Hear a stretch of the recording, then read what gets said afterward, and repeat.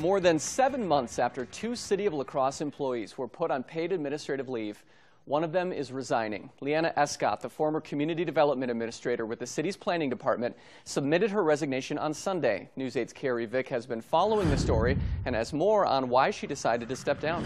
Well, Mark, the city started scheduling separate interviews a month ago with Escott and the other employee on paid administrative leave, Assistant City Attorney Pete Kiskin. Escott finally had her first meeting on January 3rd, where her attorney says she was questioned about personal issues and still never given a reason why she was put on leave. But those are just a few of the factors that finally led her to resign. It's been a waiting game. Ms. Escott's been on leave for a long time. More than 7 months long. Leanna Escott, the former Community Development Administrator in the city's planning department, and Assistant City Attorney Pete Kiskin were escorted from City Hall and put on paid administrative leave back in May. She hung on, waiting to find out what this was all about as long as she could.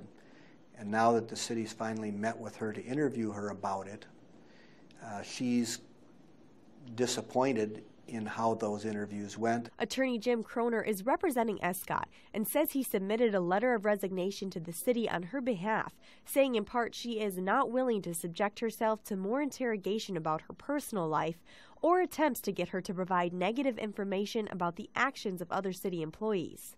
During the interviews, she was also questioned about Kiskin. In the letter of resignation, Croner stated that Escott felt the city was retaliating against her because of her relationship with Kiskin. She didn't want to be put on the spot creating problems for Mr. Kiskin or other co-workers. When I talked to Escott on the phone, she said her resignation was also in part to how difficult the city made it for her to have legal representation. She's disappointed that the city is scheduling the interviews, making it impossible for her attorney to participate with her. And after repeated attempts to get in touch with the HR department at City Hall. Hi there, Carrie Vick with News 8. Is Wendy in? The director did not release a statement, but did provide us with a letter she sent to the mayor and council members, updating them on the status of the investigation.